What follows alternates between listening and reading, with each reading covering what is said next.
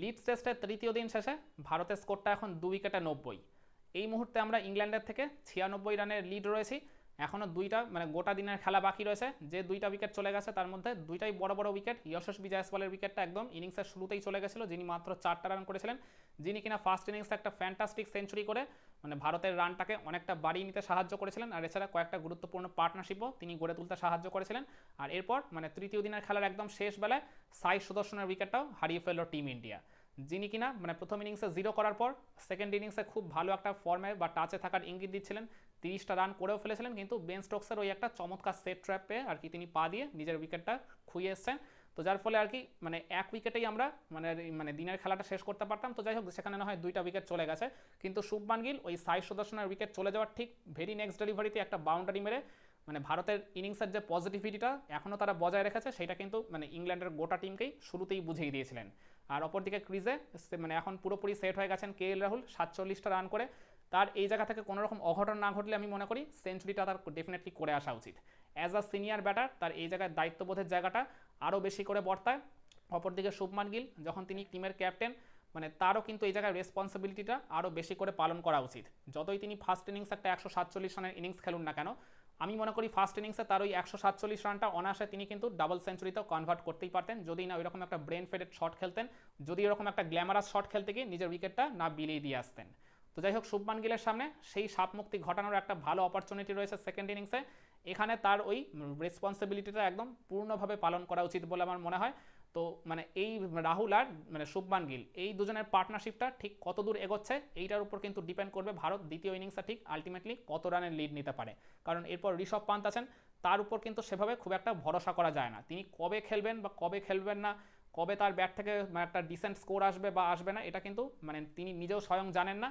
তো ঋষভ পান্তের উপর সেভাবে ভরসা না করে এই রাহুল আর মানে গিলকে আমার মনে হয় আলটিমেটলি কাজটা করে আসা উচিত ঠিকঠাকভাবে। দুজনের একজনও যদি অন্তত একটা বড় নক খেলে দেন তাহলে আমার মনে হয় কাজটা ঠিকভাবে হয়ে যাবে। আর এছাড়া 6, 7, 8 এই ভারতের লোয়ার মিডিল অর্ডারে যারা রয়েছেন ওই করুণ নায়ার, রবীন্দ্র জাডেজা আর ওই শার্দুল ঠাকুর, এই তিনজনের রোলটা কিন্তু এই সেকেন্ড ইনিংসে খুব ভাইটাল হতে চলেছে। ফার্স্ট ইনিংসে তারা সুযোগ পেয়েও নিজেদের ইনিংসগুলোকে বড় করতে পারেনি, মানে শুধু ব্যক্তিগত ইনিংস খেলাই নয়, এরা কিন্তু পার্টনারশিপও একেবারেই গড়ে দিয়ে আসতে পারেনি। মানে ব্যাট হাতে এক প্রকার মোটা দাগে চরমভাবে ব্যর্থ হয়েছে। তো সেই অপবাদটা কিন্তু দ্বিতীয় ইনিংসে ঘুচিয়ে দেওয়ার একটা খুব ভালো অপরচুনিটি রয়েছে বলে আমি মনে করি। ভারতকে যদি এই জায়গা থেকে একটা বড় রানের লিড নিতে হয়, যদি এই ম্যাচটা জিততে হয়, ইংল্যান্ডকে কিন্তু মানে লাস্ট ইনিংসে অন্তত 350+ একটা টার্গেট দিতেই হবে। 400-র উপর হলে সেটা আরও ভালো হয়, কিন্তু ম্যাচ যদি জিততে হয় ডেফিনেটলি 350-র নিচে কিন্তু রান মানে কোনোভাবেই মানে করা যাবে না। 350-র নিচে করলে কিন্তু ইংল্যান্ডের তখন লাস্ট ইনিংসে রান চেস করে জয় পাওয়ার একটা প্রবল সম্ভাবনা থাকবে বলে আমি মনে করি। মানে এনিথিং অ্যাবাউট 300 আপ, এইটা আর কি টার্গেট নিয়ে ভারতের ব্যাটারদের সেকেন্ড ইনিংসে ব্যাট করা উচিত বলে আমার মনে হয়।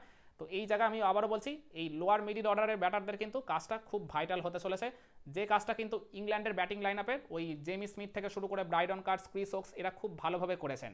হ্যাঁ, কেউ হয়তো খুব আহামরি বড় রানের ইনিংস খেলেনি, কিন্তু ওই যে ছোট ছোট কার্যকরী যে তারা ইনিংসগুলো খেলেছে, আর তার থেকেও বড় কথা যে পার্টনারশিপগুলো তারা গড়ে তুলেছিল, এইগুলোই কিন্তু দিন শেষে ওই বিন্দু বিন্দু নিয়ে সিন্ধু হয়ে ইংল্যান্ডের স্কোরটাকে 465-তে নিয়ে চলে গেছে।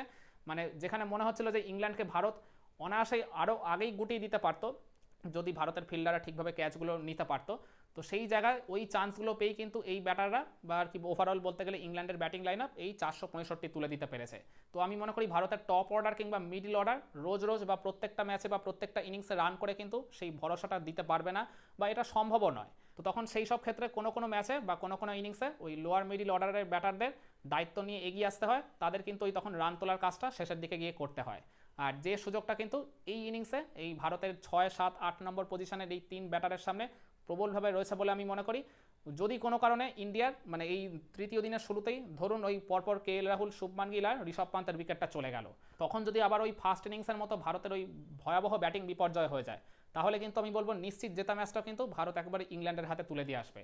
তো সেইটা যাতে না হয় তার জন্য এই শার্দুল ঠাকুর, করুণ নায়ার আর রবীন্দ্র জাডেজা এই লোয়ার মিডিল অর্ডারের এই 3 গুরুত্বপূর্ণ ব্যাটারের ব্যাট থেকে কিন্তু রান আসা, বা তারা যদি খুব বড় রানও করতে না পারেন, ওই ছোট ছোট কিছু ইনিংস খেলে বা ওই জায়গায় কার্যকরী কিছু 50 বা 60+ রানের পার্টনারশিপ করে ভারতের স্কোরটাকে যেন অন্তত পক্ষে 350+ নিয়ে যেন যায়, তবেই আমি মনে করি এই লিডস টেস্টে ভারতের আলটিমেটলি জয় পাওয়াটা সম্ভব ইংল্যান্ডের এগেনস্টে।